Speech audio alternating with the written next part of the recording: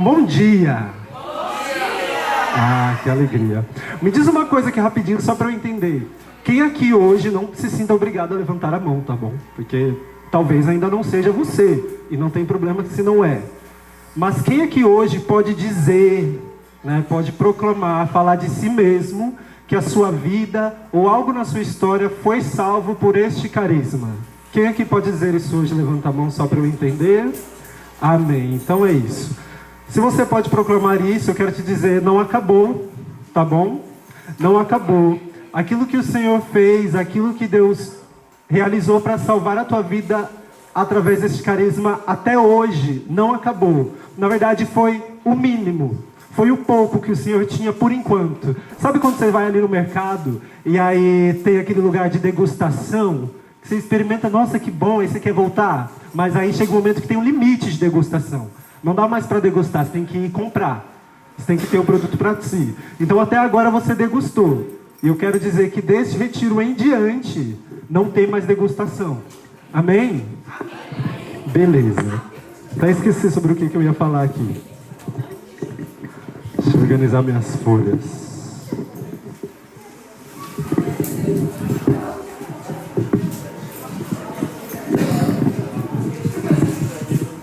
Ok.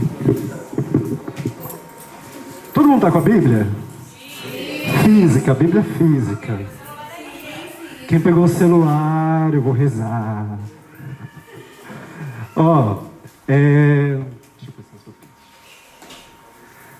Esteja com a Bíblia atenta, a gente vai ler algumas coisas, tá? Vai ter um vai e volta breve aí. Eu preciso admitir duas coisas para vocês, assim, dois segredos, eu preciso dizer, né? Quando o Vanderlei disse no ano passado, né? Ele disse que neste ano seria diferente o retiro de carnaval. Ele tinha avisado que ia chamar pessoas diferentes da comunidade para pregar, que não ia mais ser só o conselho, igual estava sendo até então.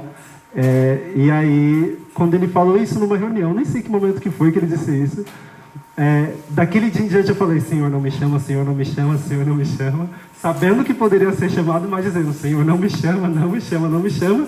Aí, esse ano, umas 2, 3 semanas atrás, não me recordo, no mês passado, o Vanderlei fui tomar um café da manhã, primeiro café da manhã do ano com o Vanderlei, ele falava, então, você vai pregar no retiro de carnaval, né? O tema é tal. Tá bom. Mas aí depois sai discutindo com Jesus. Discutindo muito. Porque eu falava para o Senhor, não me chama. E aí o Vanderlei me trouxe o tema. Eu falei, nossa, eu não sei nem o que eu vou falar a respeito disso. E aí quando os dias foram se passando, eu descobri que o Senhor ele já me falava deste tema há uns 2 anos atrás. Ele já falava na minha vida um pouco a respeito disso há 2 anos atrás. E eu quero te explicar o porquê, e também o porquê que eu perguntei quem aqui pode dizer que já foi salvo pelo carisma. Nós estamos vivendo um tempo muito novo, um tempo de graça na comunidade. Amém? Amém. Só para ver se está todo mundo acordado. Nós estamos vivendo um tempo novo, um tempo de graça na nossa vida comunitária. E ele é muito por conta da palavra de Deus. Há 2, 3 anos atrás, eu não sei o que foi que aconteceu, não sei se foi por obediência do Vanderlei ou se por muito incômodo do Espírito Santo, mas algum dia da vida dela, a Camila decidiu colocar o joelho no chão e rezar, e trouxe para nós um rema, porque há muitos anos a comunidade já não tinha ali um rema para ir se aprofundando durante o período. E aí a Camila trazia esse, né, há 2 anos atrás, 2, 3 anos atrás. Quem lembra qual que era esse primeiro rema que teve, depois de muito tempo que não tinha nenhum? O da cruz. O tesouro não era rema.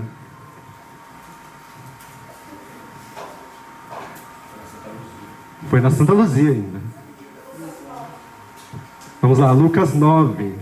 Aquele que quer me seguir, pois, pega a tua cruz, renuncia a si mesmo e siga-me, não é mesmo? Quem estava aqui já quando esse era o nosso tema do ano? Poucos, ok, por isso a maioria não respondeu. Beleza.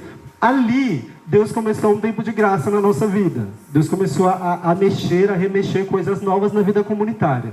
Tá? Aí depois, o Senhor trouxe um outro rema, que a maioria aqui eu acho que já estava, que foi do ano passado. Que era, quem lembra? Maria escolheu a melhor parte.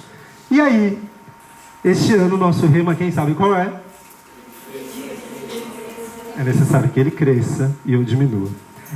Quando eu fui olhando para essa dimensão desses 3 remas, desde que voltamos a vivê-lo, eu me lembrei de uma dinâmica que acontece no castelo interior de Santa Teresa. Alguns dizem que no castelo interior, os capítulos ímpares são os mais ásperos, os mais difíceis, e os capítulos pares são os de maior consolação espiritual.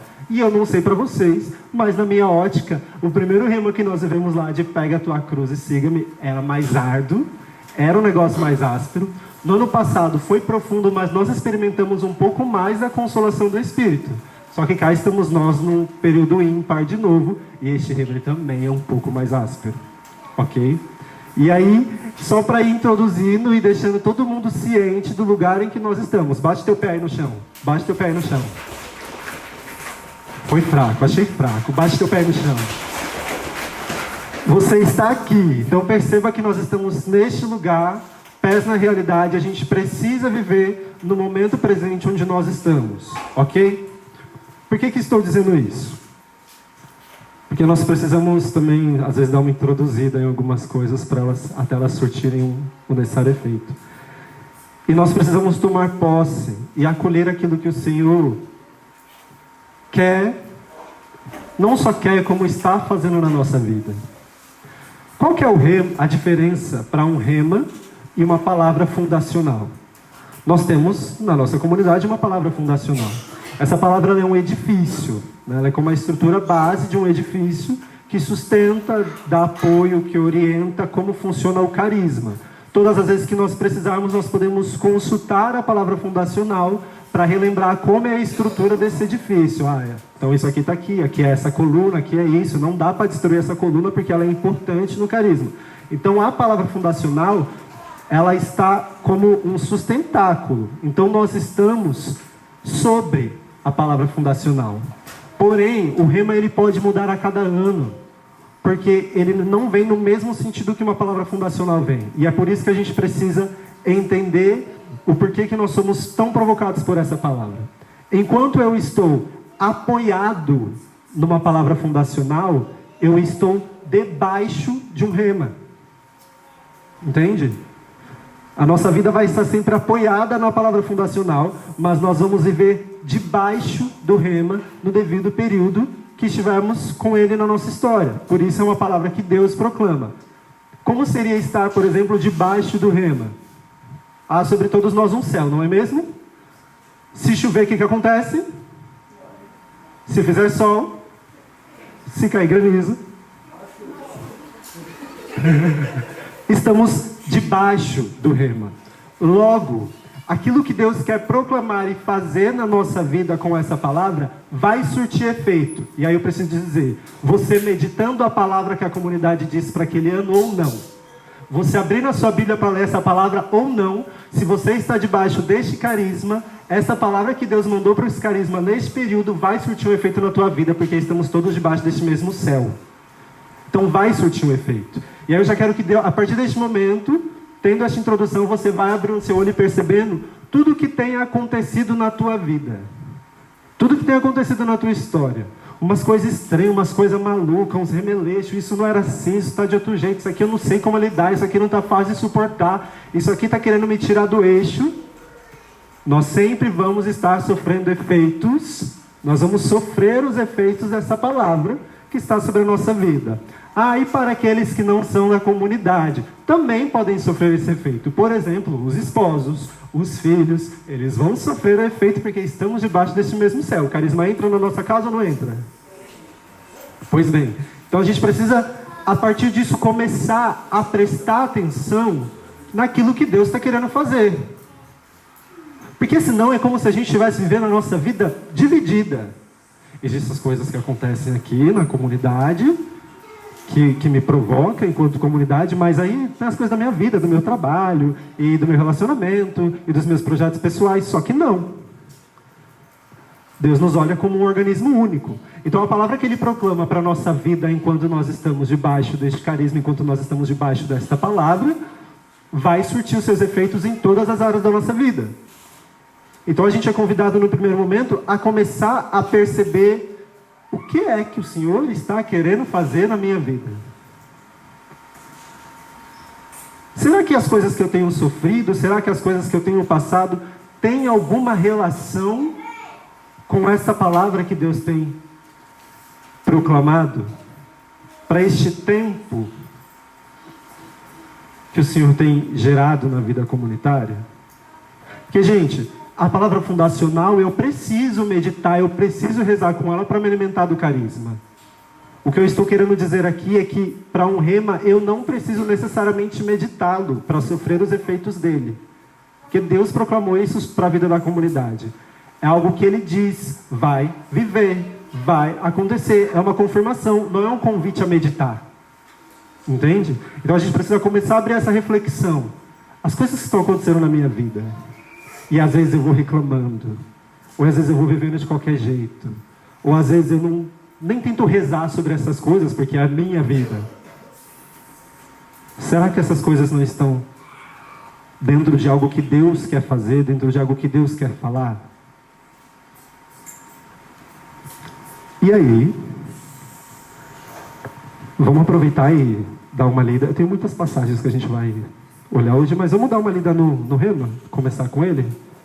Quem lembra onde está? Tudo bem. Abre o Evangelho de João, no capítulo 3.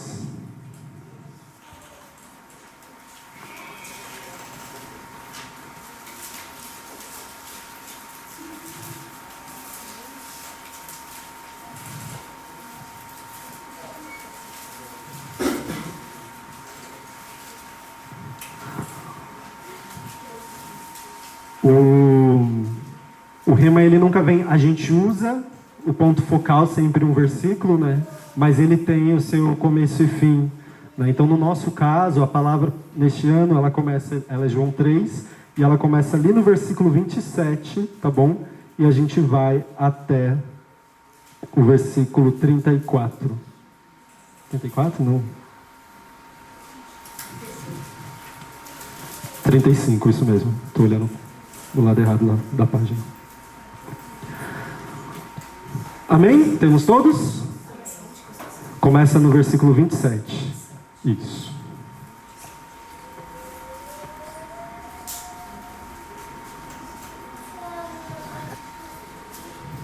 Tá. Vou ler então. 27. João respondeu: o homem nada pode receber, a não ser que lhe tenha sido dado do céu. Vós mesmos sois testemunhas de que eu disse: não sou eu o Cristo, mas sou enviado diante dele. Fala para você mesmo aí: não sou eu o Cristo. Não sou eu o Cristo. Agora fala para você mesmo dizendo o teu nome, como se você fosse outra pessoa. Fulano, você não é o Cristo. Fala para você.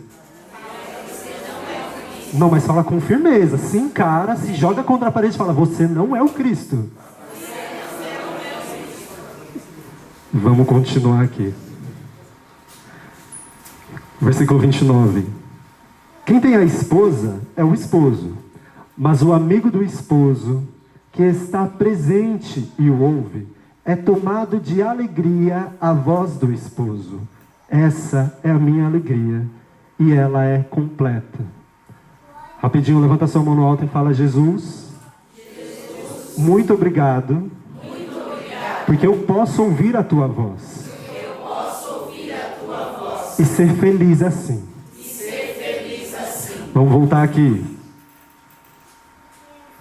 Versículo 30.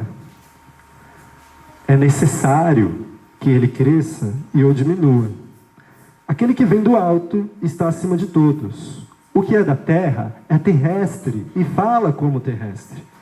Aquele que vem do céu dá testemunho do que viu e ouviu, mas ninguém acolhe seu testemunho. Quem acolhe seu testemunho certifica que Deus é verdadeiro. Com efeito, aquele que Deus enviou fala as palavras de Deus, pois ele dá o Espírito sem medida. Palavra da salvação. Glória a vós, Senhor.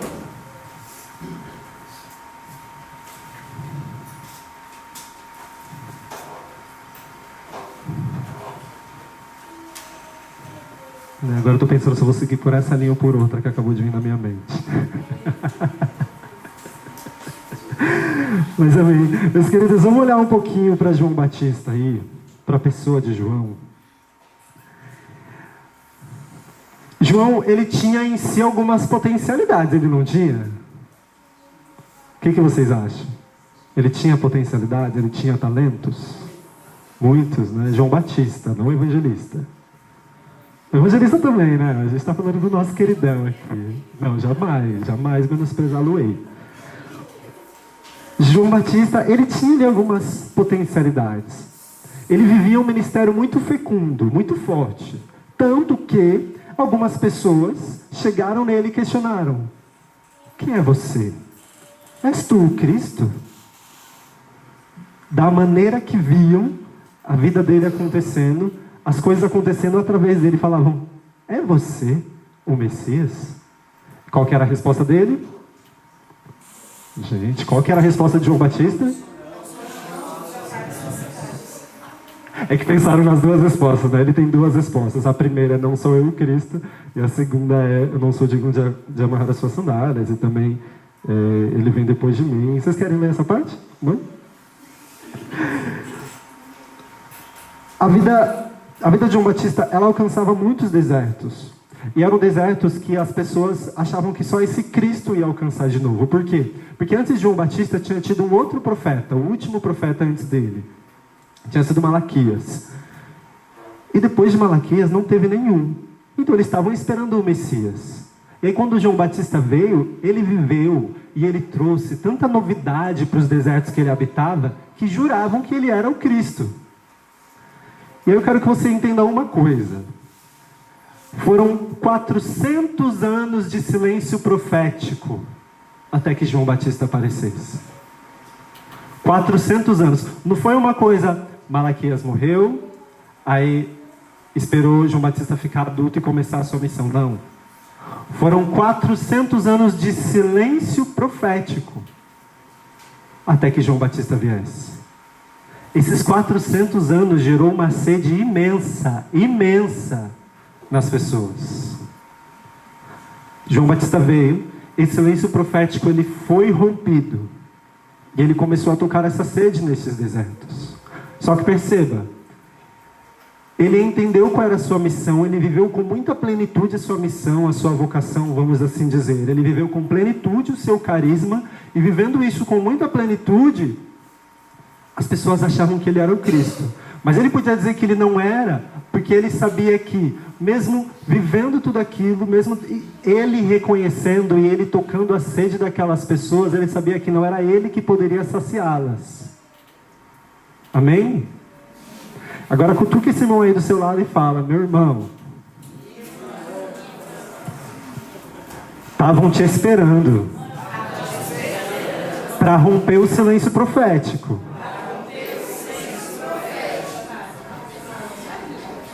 Existe uma necessidade para todo carisma na igreja, não é mesmo? Não é o que nós aprendemos? Que para um carisma surgir precisa haver uma necessidade. Para o nosso carisma surgir, foi necessário e ainda é necessário muitos desertos acontecendo. E só que a nossa vida aqui, presente, também é por conta destes desertos. De alguma maneira, existe aí um silêncio profético em lugares que nós vamos viver, que nós vamos entrar, que nós já estamos vivendo. Existe ali um silêncio profético e cabe a nós reconhecer esse deserto, essa sede nesse lugar e fazer a nossa parte, vivendo a plenitude da nossa vocação ali. Amém? Estão acompanhando? Não? Existe, vou repetir, tentar condensar essa parte. Qualquer realidade que nós estivermos vivendo, nossa ou tocando, realidade do outro, existe ali naquela realidade um silêncio profético. Ou seja, existe ali um deserto que precisa ser alcançado. E ele vai ser alcançado se nós percebermos que é um deserto. Só que para perceber, requer um outro lugar. Qual foi a escola de João Batista? Alguém sabe? O que foi que formou ele?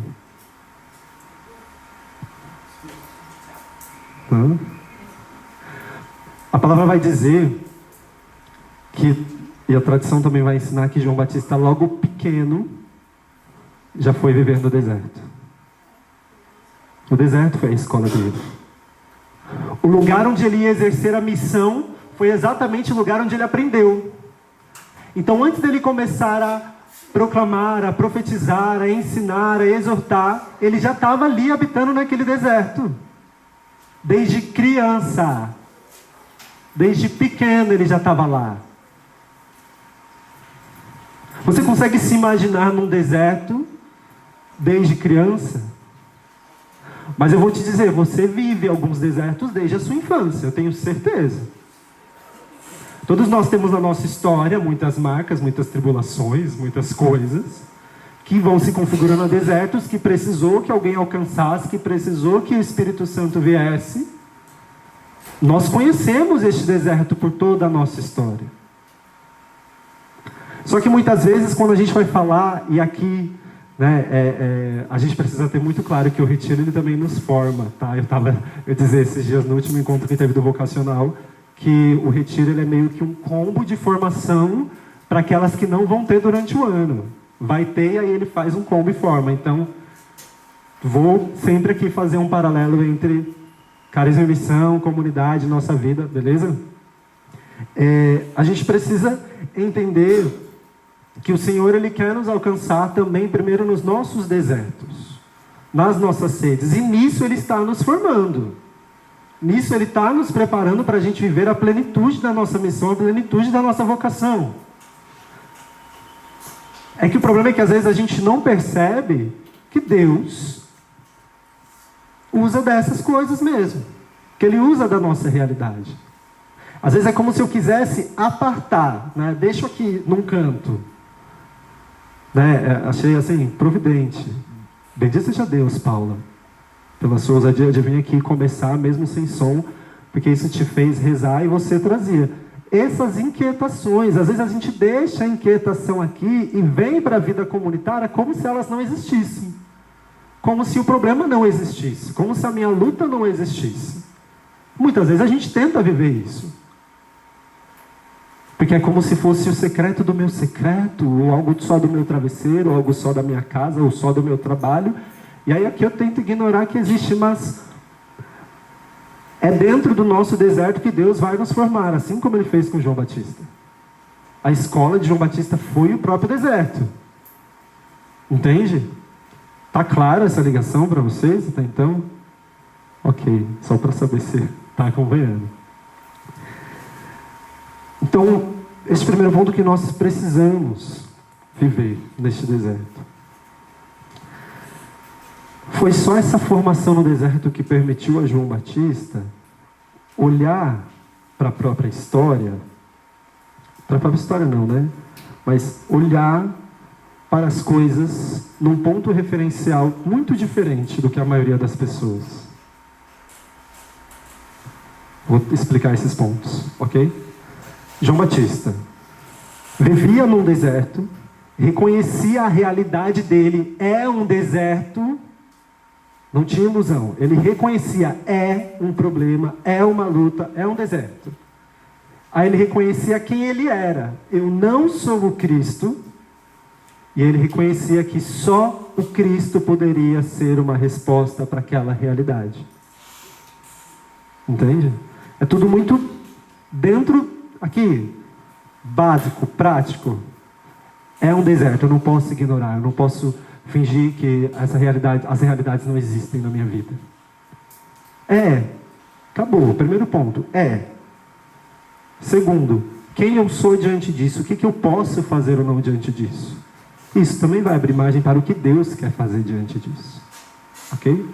Vamos deixar essa caixinha aqui, porque a minha cabeça funciona em caixas, em planilhas.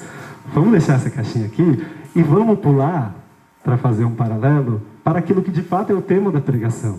Abre aí a tua palavra em Gálatas, capítulo 2. Se tiver difícil de achar é porque não está lendo a Bíblia, por isso as páginas estão colando. Gálatas 2.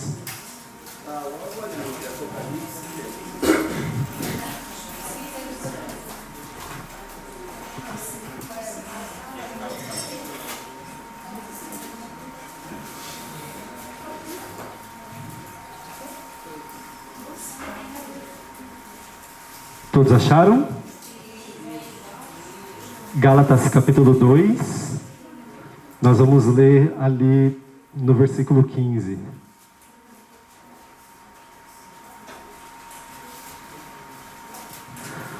Vou proclamar então. Nós somos judeus de nascimento e não pecadores da gentilidade. Sabendo, entretanto, que o homem não se justifica pelas obras da lei, mas pela fé em Jesus Cristo, nós também cremos em Cristo Jesus para sermos justificados pela fé em Cristo e não pelas obras da lei. Porque pelas obras da lei ninguém será justificado. E se, procurando ser justificados em Cristo, nós também nos revelamos pecadores, não seria então Cristo ministro do pecado? De modo algum. Se volto a edificar o que destruí, então sim eu me demonstro transgressor. De fato, pela lei morri para a lei, a fim de viver para Deus. Fui crucificado junto com Cristo. Já não sou eu quem vivo, mas é Cristo que vive em mim. Palavra da salvação. Repete comigo: já não sou eu quem vivo, mas é Cristo quem vive em mim. Me chama muita atenção que Paulo vai fazer uma contraposição. Às vezes as palavras nas cartas de Paulo são difíceis de entender. Eu tenho muita dificuldade de entender ele, que ele fala muito chique. E eu tenho as minhas lentidões. E aí, mas eu quero focar no centro dessa palavra, onde ele vai dizer o seguinte: pela lei ninguém vai ser justificado. Vou simplificar. Pelo preceito, ninguém vai ser justificado, ninguém vai ser salvo, ninguém vai ser santo pela lei, pelo preceito, pela regra. E aí, ele continua. Se, vou simplificar nas palavras que a gente usaria hoje em dia, tá? Se tentando ser santo, quem é que quer ser santo? Diga eu. Amém, aleluia. Se tentando ser santo, vai dizer Paulo, nós nos revelamos pecadores. Então Cristo é ministro do pecado, porque a gente está tentando ser santo seguindo Jesus. É isso que Paulo está questionando aqui. Se tentando ser santo, a gente se descobre pecador, então Cristo é ministro do pecado? Não. Quem aqui, quando foi chamado para fazer alguma coisa, ou quando alguém jogou uma possibilidade, você já pensou em ser consagrado da comunidade Assembleia de Deus? Não que alguém fale assim, né? Mas quando alguém traz possibilidades, Paula, por que você não vai lá, cantar lá, ministra lá? E aí você fica mas eu sou pecador.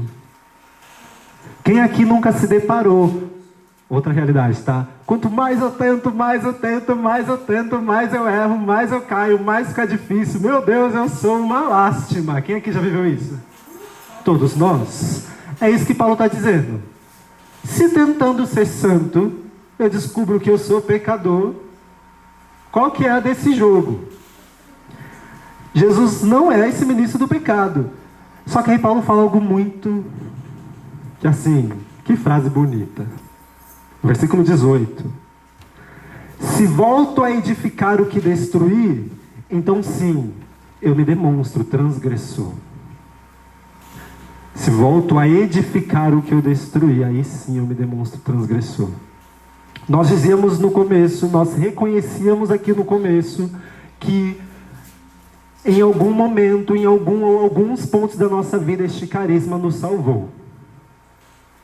Isso aconteceu graças a Jesus Cristo. Esse carisma nos salvou. Ele foi nos tirando da mão do mal e foi nos apresentando mais o céu, nos apresentando mais a salvação. Em algum momento isso aconteceu. Mas isso fez de mim alguém que não é pecador?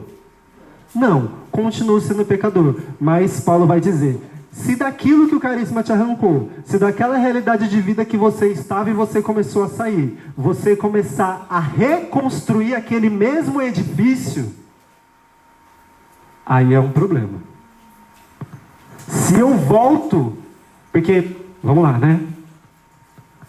Quando eu tenho um encontro com Jesus e começo a caminhar numa vida com Cristo, Ele vai me destruindo.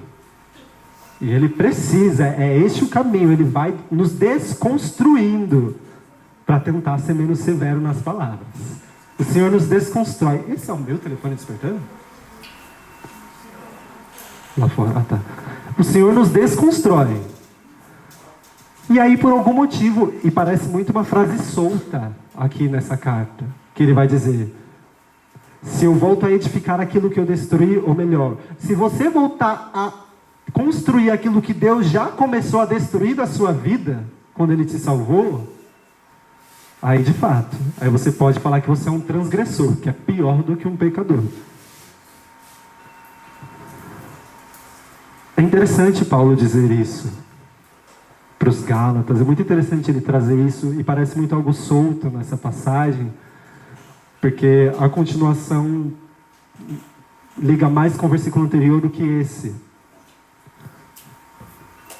É interessante o Senhor trazer isso, o Paulo trazer isso, porque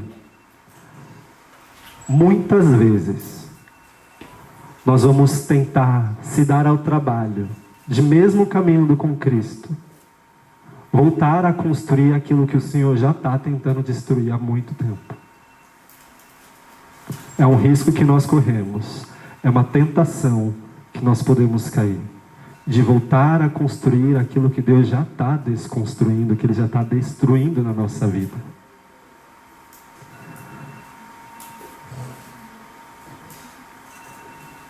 Gente, é aqui dentro? Por favor. Para você, meu irmão, minha irmã, que não conseguiu vir no retiro e está acompanhando pela gravação, me desculpa, tá? É que tem um celular despertando. Está dando agonia. Muitas vezes nós vamos cair sim nessa ânsia, nessa coisa de começar de tentar reconstruir aquilo que Deus já estava destruindo, ou que Ele já destruiu por completo. Nós vamos cair nessa tentação. E é dela que nós precisamos lutar aqui. E aí eu preciso dizer uma coisa. Às vezes Deus ainda está tentando destruir várias coisas aí, viu? Aqui, em nós. Às vezes Ele está ainda tentando destruir vários edifícios que nós levantamos da nossa vida. Ele vai tentando desconstruir esses edifícios. Eu falava agora há pouco. Se eu não estou percebendo os efeitos deste rema na minha vida, tem algum problema, eu estou desconectado. Porque existem efeitos acontecendo. Quem aqui já começou a perceber efeitos dessa palavra na sua vida desde que ela foi proclamada? Outro dia eu estava brincando, vou contar aqui, tá, Nick? Estava brincando com a Nicole, ela nem sabe do que é, mas vou contar. Nicole mandou uma mensagem e falou: cara, não sei o que está acontecendo, toda semana esse carro quebra. Toda semana esse carro quebra. Toda segunda-feira é um caos, na sexta-feira o carro quebra, toda vez. Aí eu vi um vídeo, eu estava na frente da TV, passei na sala de casa na frente da TV, estava num programa lá, a Márcia Sensitiva, aquela mulher é uma piada, e aí ela falando: toma cuidado com a inveja, porque a inveja ela entra pelo lado esquerdo do seu corpo, e o lado esquerdo vai ficar todo dolorido, e aí além de você sentir dor, a inveja vai começar a afetar todas as coisas da sua vida. Vai faltar dinheiro, vai quebrar o carro, não sei o quê. Aí a apresentadora virou para ela e perguntou: ai, como é que faz para resolver, né, para quebrar essa inveja? Ela falou: para quebrar a inveja só existe uma coisa, tem que trazer energia para cima, tem que devolver energia positiva. Reza o Salmo 23. Vai rezando o Salmo de 23, que eleva a energia e vai tirando a energia, as energias positivas pelo lado esquerdo do corpo. Eu fiquei vendo aquela mulher, aí eu mandei mensagem para a Nicole, eu falei: Nicole, irmã, reza o Salmo. Falei: irmã, inveja que alguém está tendo. Ela: quem vai ter inveja de mim? Eu não tenho nada. Amém, realmente, não temos nada. E aí eu preciso partir deste lugar. A gente passa por muitas tribulações, por muitas situações que a gente não entende o que está acontecendo. E muitas vezes, ao invés de eu colocar o meu joelho no chão e falar: Senhor, o que está acontecendo? Eu vou falar: Senhor, me tira disso aqui, arruma meu carro, muda essa situação. Eu quero mandar Deus fazer algo para me resolver aquilo. Só que um dia na minha vida, eu entreguei a minha vida nas mãos de Deus. Então o correto não é que eu diga: Senhor, faz isso. É: Senhor, o Senhor está querendo fazer alguma coisa nessa situação? Porque eu não estou entendendo. O que eu estou passando aqui? Entende? Eu preciso tentar fazer a leitura da ação de Deus na minha vida, através de todas as circunstâncias. Quando eu faço esse movimento de dar ordens em Deus sobre o que eu quero, sobre o que eu desejo, ou sobre o que eu não quero que me aconteça mais, eu posso estar atrapalhando essa lapidação que Ele está fazendo na minha história, do meu ser. Faz sentido? Tá claro? Ok. Só para ver se eu não estou dando uma viajada também, né? Que às vezes... Vem Espírito Santo, volta e fica conectado aqui com a gente aqui. Fazer igual a minha irmã Paula. Por favor, uma salva de palmas para os nossos irmãos, a Kelly e o Douglas, que chegaram.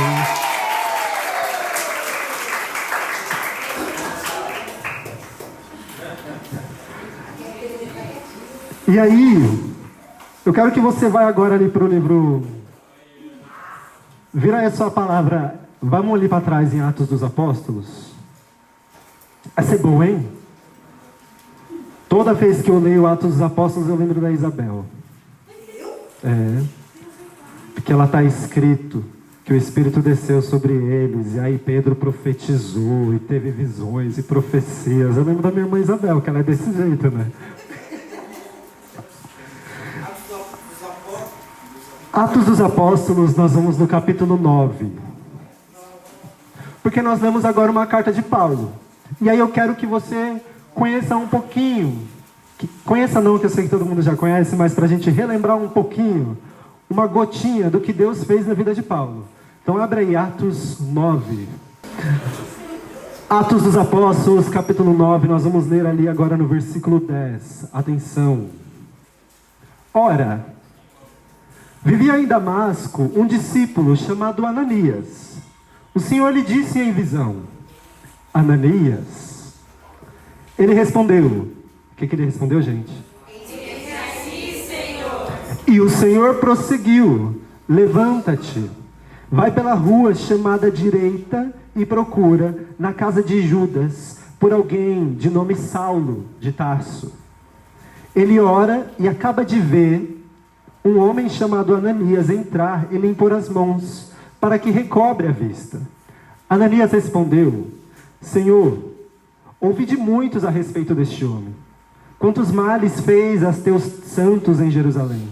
E aqui está com autorização dos chefes dos sacerdotes para prender a todos os que invocam teu nome.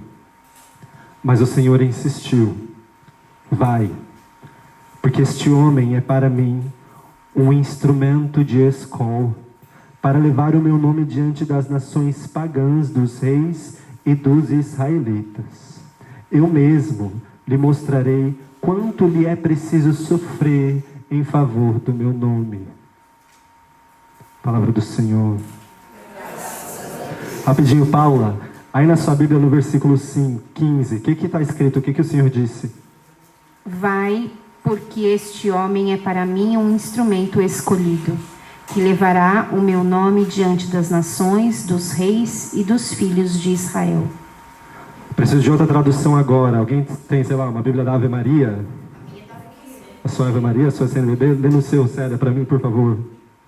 Vai, porque este homem é um instrumento que escolhi para levar o meu nome às nações pagãs e aos reis, e também aos israelitas, pois eu vou lhes mostrar o quanto ele deve sofrer pelo meu nome. Alguém tem alguma palavra aí que é diferente dessa aqui? Na minha está escrito que ele vai ser um instrumento de escol, na delas um instrumento escolhido. A sua está como, Fê? Não tem instrumento? Como que está?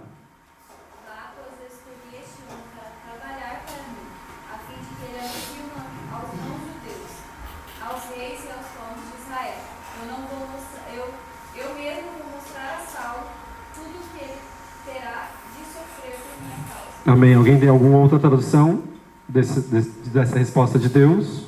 Não? Ok. Na liturgia, quando essa palavra sai na liturgia diária, a tradução é outra. A tradução é do que significa essa palavra do que eu li aqui na minha Bíblia, de escol. Escol significa... Como que eu vou explicar da melhor forma? Eficaz. O que Deus diz é: ele será para mim um instrumento eficaz. É eficaz ou eficiente? Eu até anotei em algum lugar, porque agora eu já me perdi. Eficaz, isso mesmo. É isso que o Senhor diz. Vamos relembrar esse contexto para começar a fazer sentido na nossa mente. Saulo era um perseguidor das coisas de Cristo, né? Ele não estava muito afim de brincar com essa galera de ser cristão. E aí, Deus o chama.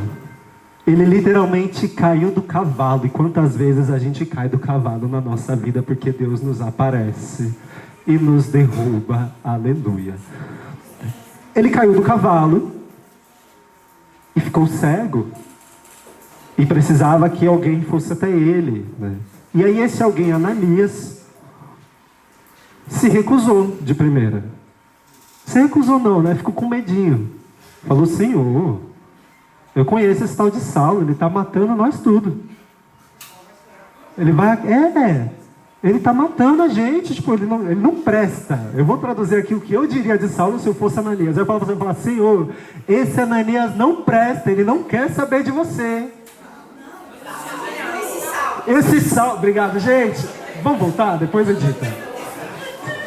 Senhor, esse Saulo não presta, ele não quer saber de você. Ele não vale nada. Ele te segue, não quer te seguir, ele te persegue. Mas Deus dá a resposta definitiva. Atenção, foque aqui. Irmão, você está me atrapalhando com o seu diálogo. Não tinha ninguém, era só para... Deus dá a resposta definitiva para aquele que olharam para ele e disseram que ele não dava. A resposta definitiva é: ele será em minhas mãos um instrumento eficaz.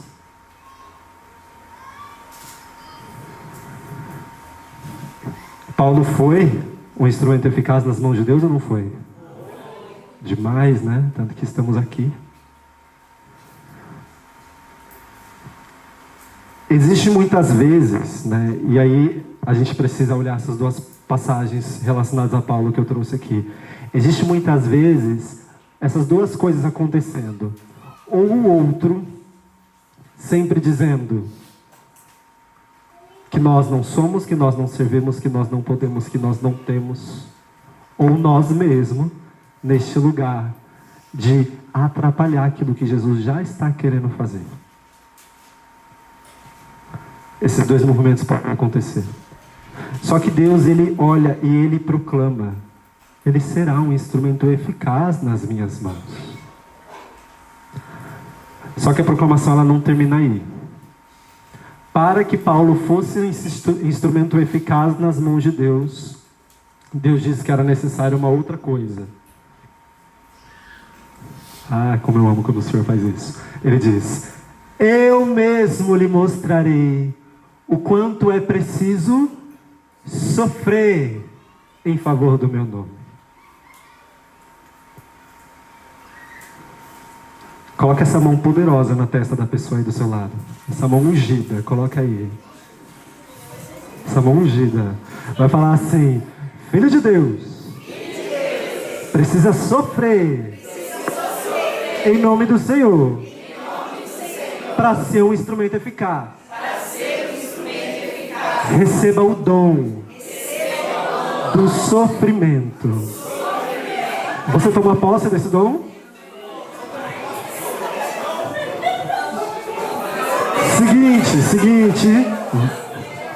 Seguinte.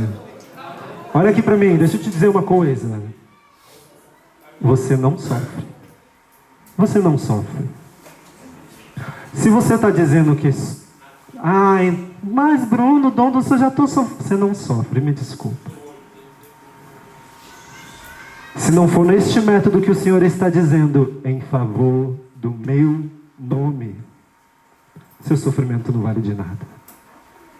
A eficácia do instrumento está em descobrir que o nosso sofrimento é em favor do nome do Senhor.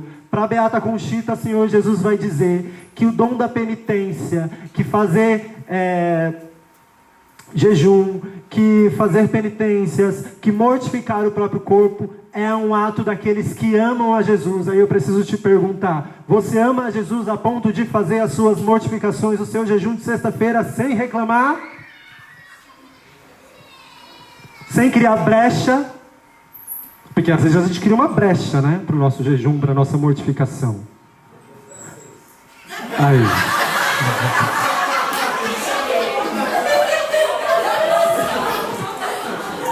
Mas eu vou além da pergunta.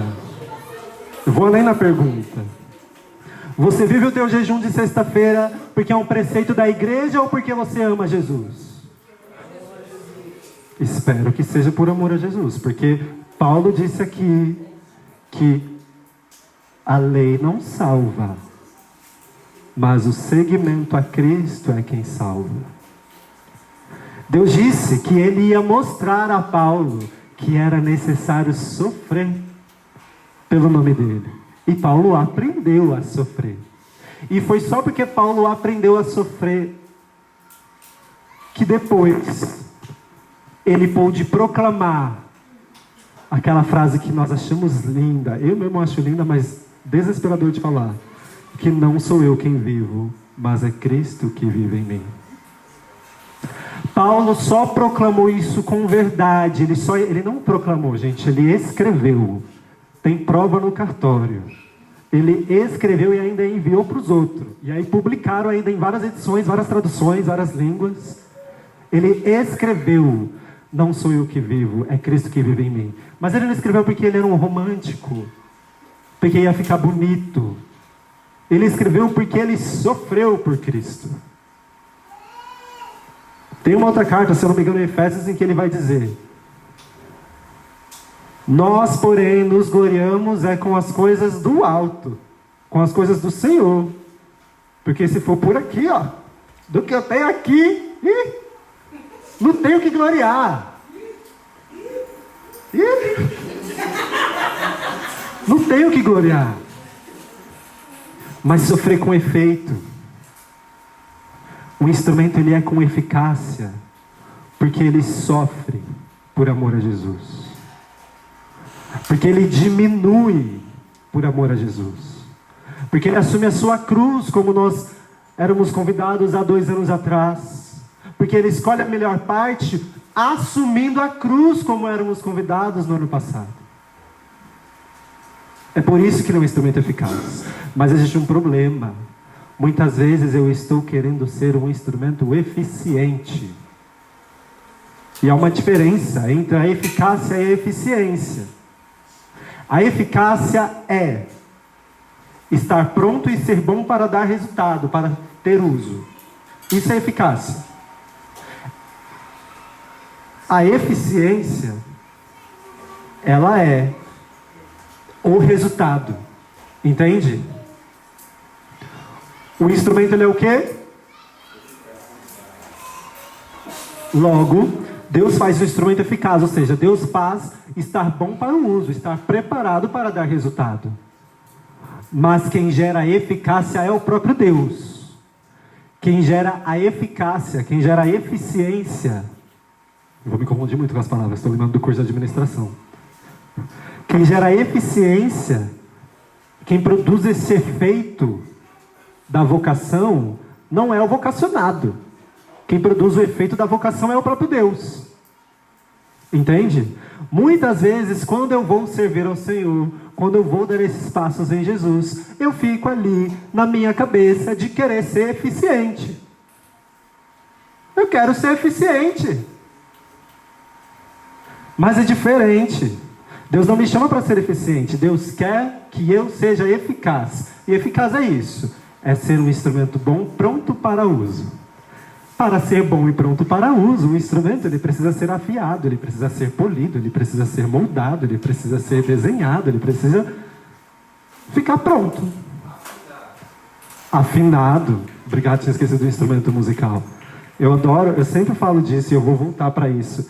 Vocês estão escutando este violão tocar música? Não. Obrigado por responder. Não tá. É porque é tipo Dora Aventureira, tem que responder. Tá? Não tá. Mas ele tá afinadinho. Perceba, este violão, neste exato momento, ele está tão eficaz, mas tão eficaz que ele está com a palheta em cima e uma capotraste já posicionada. Só falta alguém vir e tocar. Quando eu vou servir a Jesus, quando eu vou dizer sim a Deus no meu caminho com o Senhor, eu vou com o meu desejo de ser eficiente.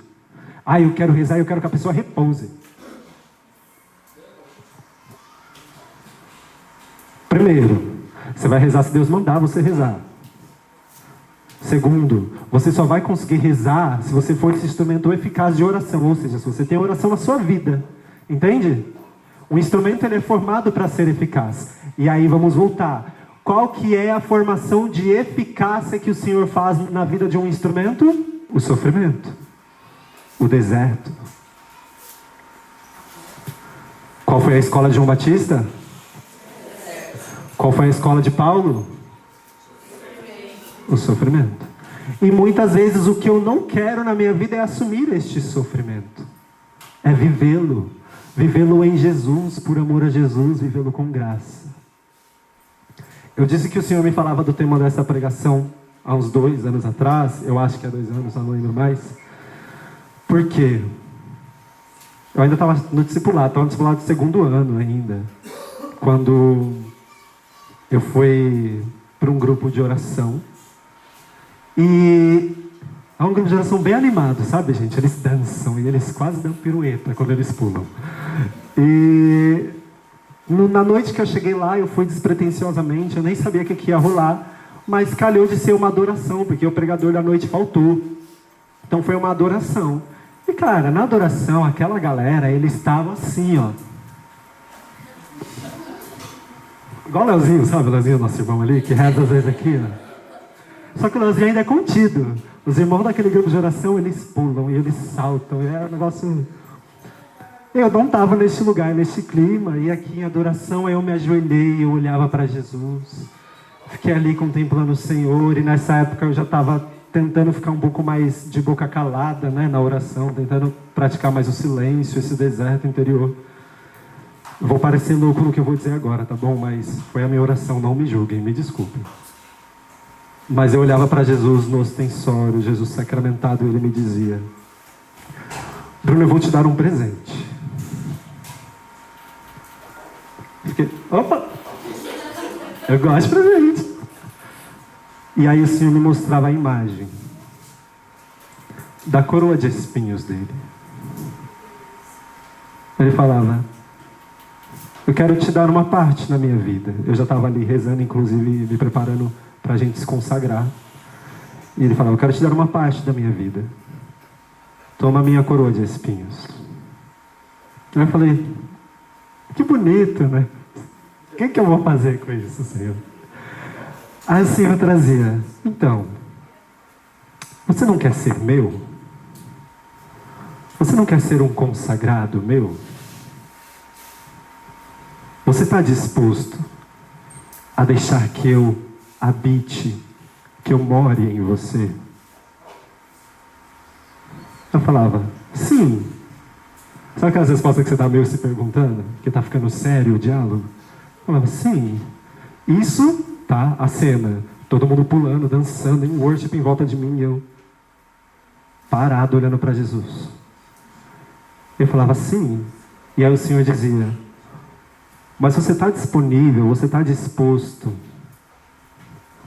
a tudo aquilo que você construiu não existe mais? Eu falei: como assim? Ele falou: então, é que existe um Bruno aí. Você passou 5 anos na faculdade quase. Você construiu uma identidade, uma pessoa, uma história. Você está disposto a não ser mais nada disso que você construiu? Você tem pessoas na sua vida, você tem amigos. Você está disposto a talvez não tê-lo? Você está disposto às pessoas olharem para você e literalmente não te reconhecerem mais da maneira como elas te reconheciam? A viver uma inteira transfiguração no meu amor? E aquilo começou a doer. A doer muito, muito, muito. Quem me conheceu aqui há 9 anos atrás, quando eu cheguei na comunidade? Gente, eu era como eu sou hoje? Eu era este Bruno? Bem um pouco. Eu fui me construindo em vários aspectos. E foi necessário. Só que quando eu vivi esta oração que eu estou partilhando com vocês, ali Deus olhou e falou: que bonito que você se construiu. Mas se você quiser ser meu, vai ter que desconstruir. E aquilo doeu imensamente. Imensamente. Eu fiquei ainda um pouco sem entender como isso ia acontecer. E providencialmente, porque nós somos convidados a perceber os sinais. A Camila vive insistindo nisso, vivia falando isso, perceba os sinais. Naquela mesma semana eu tive a graça com a Cássia, não sei nem se a Cássia vai lembrar, nós fomos servir lá na Rainha do Amor, que ia ter uma tarde com as crianças, né? Uma manhã, sei lá. E aí a gente estava num momento na capela rezando, aí um irmãozinho, muito engraçado aquele irmão. Ele sentado na capela, estava tendo adoração, ele virou pra gente do nada. E começou a partilhar, inclusive isso está escrito, tem um artigo no site da comunidade, depois olha lá, instrumentodedeus.com.br/formação. Tem um artigo, eu escrevia sobre isso, e ele virou e começou a partilhar comigo com a Cássia. Ele falou: olha, existe uma congregação antiga, não é nem aqui, uma congregação também que o carisma dele é de Nossa Senhora. E o vocacional deles, para entrar na congregação, dura só 1 semana.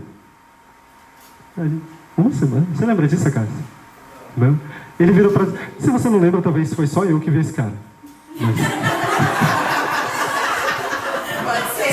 Pode ser. Mas ele dizia, ele começou a partilhar, ele falou, eu achei incrível que nessa congregação é só 1 semana o vocacional deles. E aí ele começou a falar como que é o vocacional. Ele falou o seguinte: o vocacional deles é no deserto. Não é aqui no Brasil, né? Ele falou, existe um deserto próximo. Então quem quer viver esse caminho vocacional vai para o deserto e tem que passar 1 semana lá. 1 semana adorando Jesus. Eles expõem Jesus. E eles têm que passar essa 1 semana adorando Jesus. Tem sempre mais de um vocacionado. E eles vão se revezando. Só que a gente, como que é o deserto de manhã? E de noite? E a sensação física? Um grude, né? E venta um pouquinho? Tem uma brisa? Uma brisa, tem quase uma tempestade. É. E aí eu fiquei, caraca, que profundo. E aí ficou na minha cabeça isso. E aí, vocês parem. Jovem não vale nada.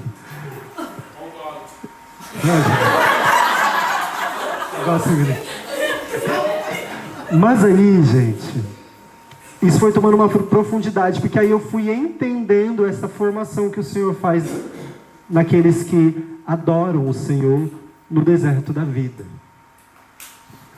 Acontecem 3 graus de mortificações. A primeira mortificação é física, porque está muito calor, ou está muito frio, ou não para de ventar, ou tem muita areia e vai incomodando. E você tem que aturar a Jesus com todos esses incômodos, com todas essas situações no seu físico. Eu tenho uma enxaqueca tremenda, eu tenho uma dor nas costas horrível. E eu tenho que adorar a Jesus. Eu tenho uma azia, uma ânsia, um negócio. Eu tenho que adorar a Jesus. Eu tenho um quadro clínico, né? Eu estou olhando para a vida da Amanda, né? Eu tenho começado a ter contato com ela aqui, não sei se todos conhecem. A Amanda está muito com as tiazinhas do texto, está também ajudando muito nas coisas da nossa escola. Está no hospital, está internada. Tem que adorar a Jesus. Então primeiro vem essa mortificação física. Depois, a mortificação intelectual. Porque eu passo tanto tempo olhando para... Eu não sei se vocês já viveram essa experiência, mas eu já vivi. Você passar tanto tempo olhando para Jesus Eucarístico que acabou o motivo para rezar. Você não tem assunto. Ou você começa a olhar para Jesus e fala, será? Será que é Jesus ali? A mortificação intelectual. Ou na sua cabeça vai vir vários devaneios, várias coisas aleatórias. Tem que voltar e focar, porque eu preciso adorar a Jesus. Você vai pensar em todos os problemas, dilemas, eu tenho que voltar. Esse segundo grau é a mortificação intelectual. Aí a gente chega no terceiro, que é a mortificação da vontade. Porque chega uma hora que você não quer mais estar ali. Você não quer mais estar ali, mas não porque você esqueceu o porquê você chegou ali, mas por causa da circunstância atual.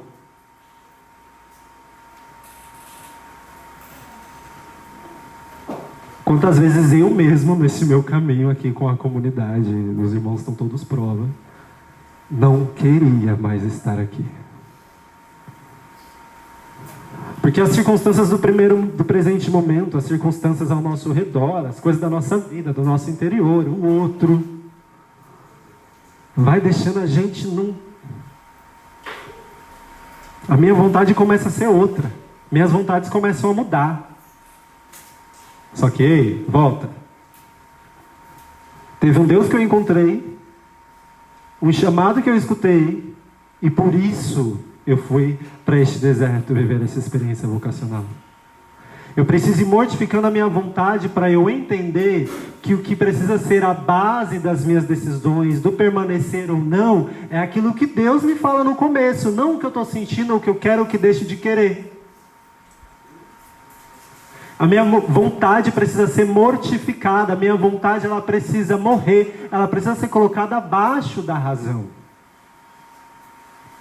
Eu preciso mortificar.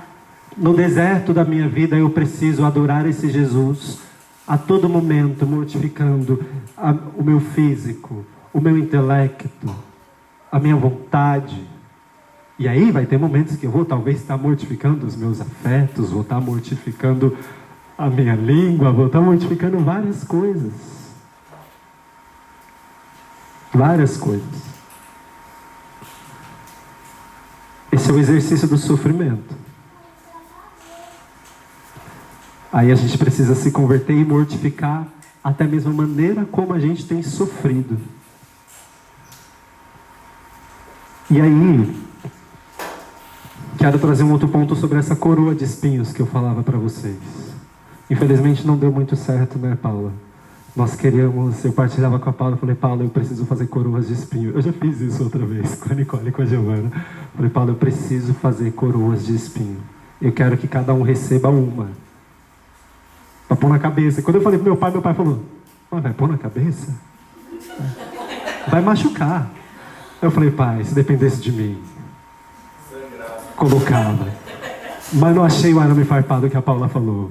Eu falei, coloquei seu nome. Vamos olhar para o contexto da coroa de espinho, para a gente entender mais esse exercício do sofrimento e da mortificação. Quem foi coroado de espinhos? Lá na cena da crucificação, tinham mais 2 crucificados do lado, não tinham? Eles tinham coroa de espinho? Estamos vendo aqui uma exclusividade, ok? Tudo aquilo que Jesus viveu, quase tudo que ele viveu no caminho do Calvário, fazia parte da sentença. Ser crucificado já era uma sentença para alguns crimes. Então, ele ia ser flagelado. Existia uma regra, existia uma lei romana dizendo como deveria ser o flagelo. Que são chicotes de várias pontas. Nas pontas tem pedaços de osso e de ferro para que eles, quando bater na pele, eles encostem na pele, arranquem a pele. Quando bate de novo, encosta, arranca mais um pouco. Faz parte da lei romana esse sofrimento. Mas a coroa de espinhos não estava na lei romana da sentença da cruz. A coroa de espinhas foi feita para Jesus Cristo, na intenção de humilhá-lo. Quem é que já fez a via sacra vai saber, na hora que eles colocam a coroa de espinho, o que os soldados falam para Jesus? Para diminuir, para humilhar, para difamar, para causar vexame naquilo que Jesus de fato era. Jesus de fato é um rei. Mas os algozes, eles o coroavam de espinhos para tirar a sua realeza, para diminuí-lo daquilo que ele de fato é. Só que hoje isso ainda acontece. No mundo atual, em volta dos desertos da nossa vida, ainda existem os algozes que querem tirar esta realeza de Deus, diminuindo Deus, arrancando Deus dos lugares, das situações, da vida das pessoas, da minha e da tua vida. Tirando Jesus do lugar dele. Isso quando não sou eu que estou tirando de Jesus a realeza de Jesus. Diminuindo ele. Só que o que Jesus fez? Ele tomou para si aquela coroa. Antes da coroa da glória, eu preciso colocar na minha cabeça a coroa de espinhos. É isso que os santos nos ensinam, que nós vamos ser coroados com a glória de Deus, né, na vida eterna. Se eu não apreciar a coroa de espinhos dessa vida, se eu não apreciar as humilhações dessa vida, os sofrimentos dessa vida, e aqui eu quero colocar um peso na humilhação, na diminuição, porque qual que é o rema? É necessário que ele cresça. Então, se eu não tomar esta coroa de espinhos que me diminui, eu não vou fazer bom proveito, eu não vou nem mesmo entender a coroa da glória na vida eterna. Não vai ter o mesmo sabor. Na verdade, a gente não vai nem sentir esse sabor. Porque Jesus mesmo vai dizer, né? Que tem aqueles que eles já conquistam, né, os seus tesouros aqui nessa terra. Muitos já conquistam as suas coroas aqui. Eu não me esqueço, é um dos motivos, olha aqui para esse quadro. Eu não me esqueço que uma vez, no meu primeiro, segundo ano na comunidade, o Vanderlei foi conduzir uma oração comunitária. Era quase só ele na época que fazia a maioria. Ele virou, ele arrancou o sacramental dele e ele falou: se você estiver aqui para receber esse aqui, vai embora. Porque senão esse aqui vira uma coroa. O meu canto vira uma coroa. O meu serviço vira uma coroa. Até mesmo eu rezar em excesso vira uma coroa. Jesus fala isso para Beata Conchita, que pode existir pecado se você ficar desejando em excesso até as coisas santas. Porque vem arrastado de orgulho.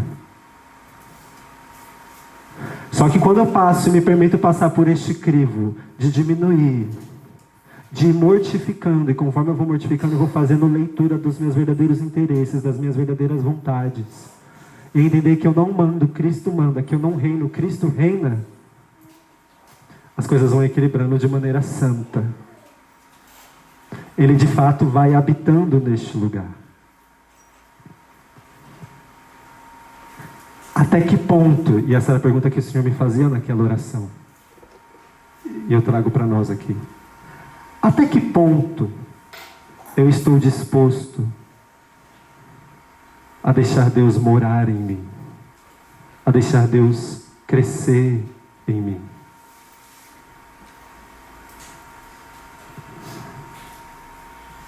Vai ter vezes que a gente vai sentir umas agonias, que elas são de fato, às vezes bestas, né? Agonias pela questão financeira, pela questão do trabalho. Ah, e o outro falou tal coisa, aí eu começo a sofrer. Ninguém me ama, ninguém me quer, eu começo a sofrer. Eu não estou diminuindo o sofrimento. Jamais. A gente precisa posicionar, orientar, ordenar o nosso sofrimento. Esse é o caminho de um Cristo que cresce. Porque eu vou deixando morrer em mim. E aí só tem espaço para um, que é Ele. Quando eu rezava alguns dias, o Senhor trazia ao meu coração, né? Que um belíssimo fruto de diminuir para que Ele cresça, através do carisma, é alcançar um deserto. Um deserto muito sério que acontece no mundo atual e que a gente passa despercebido ou só aceita falar, infelizmente essa é a realidade. Que Que é um deserto onde ele não é rei. Onde Deus não é Deus. O Senhor não convida a gente a diminuir para que ele cresça, como eu disse, porque é uma frase bonita e porque é romântica. O Senhor convida a gente a diminuir para que ele cresça porque existe um deserto no mundo, e este deserto seríssimo é o de que ele não está sendo Deus, ele não está sendo rei. E aí ele quer dizer, através da tua vida, eu quero que as pessoas entendam que eu sou Deus, que eu reino.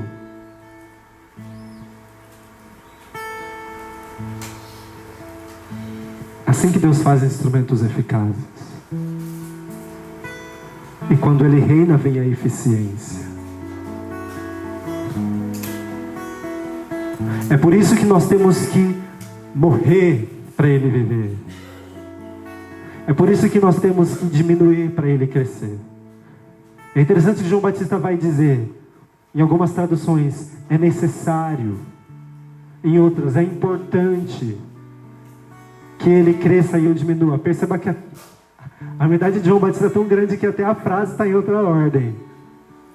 Primeiro ele cresce, até Deus vem primeiro na frase. Não é que eu diminua para que ele cresça, não, é que ele cresça para que eu diminua.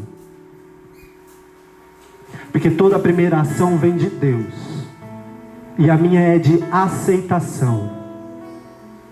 Deus está dizendo, eu quero crescer, eu quero reinar, eu quero ser o primeiro, eu quero ser o centro. Ele está dando a primeira ação. A minha é de resposta, a minha é de aceitação.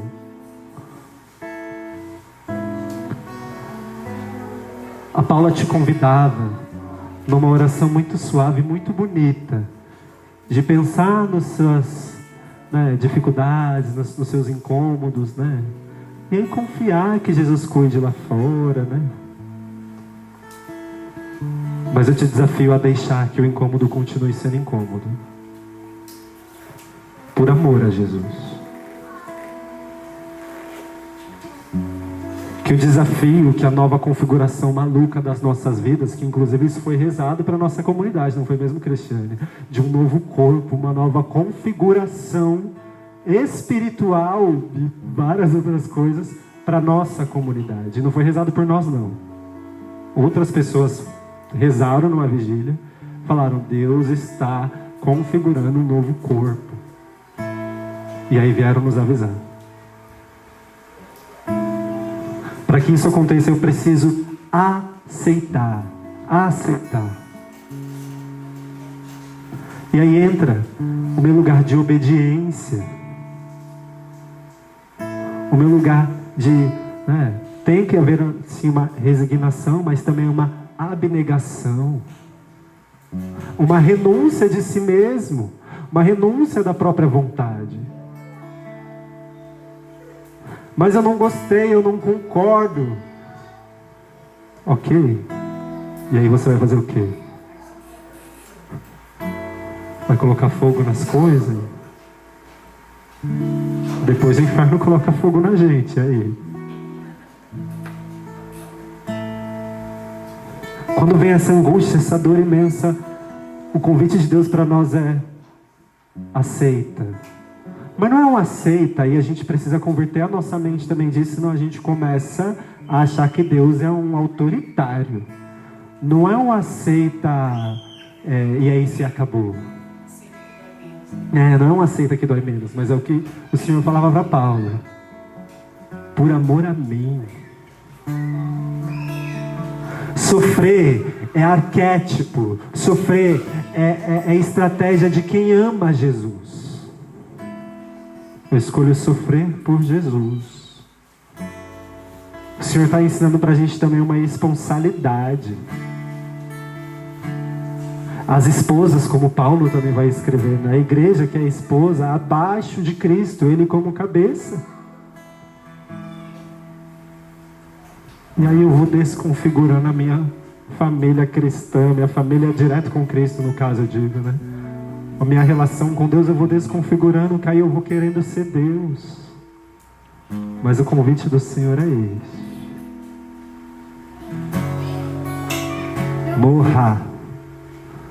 sofra. A gente usa essa palavra bonita, né? Mortificar, mas gente, é matar. É matar. E aí, pode ser que muitas vezes a gente perca a oportunidade de deixar Deus ser Deus. Fala-se muito sobre a graça que vem e que passa. Só que assim, né? A gente já chegou aqui, a gente já pegou uma balsa. Não tem muito para onde fugir. Você pode até tentar fugir para o mato, mas Jesus te busca no mato. Eu quero te convidar, te fazer esse desafio de viver esta oração, de proclamar isso para Jesus. Senhor, que a minha vida seja tua vida, mas não do meu jeito, e também não de um jeito que vai me agradar, mas de um jeito que vai te agradar. Jesus, o que falta eu sofrer para poder te amar? O que falta? O que eu estou sofrendo de errado? O que eu ainda não ofertei para você em amor? Enquanto a gente não vive toda esta renúncia de si para Jesus, a gente recebe migalhas do reino. Migalhas. Porque Jesus vai tentando se encaixar onde Ele tem espaço na nossa vida. Mas quando eu vou matando a carne, quando eu vou renunciando o meu eu, Ele vai achando mais espaço e eu deixo de receber migalhas para receber o Cristo todo. Porque João Batista não disse que eu só me abaixo um pouquinho e Ele fica aqui, mas que Ele cresça e eu diminua.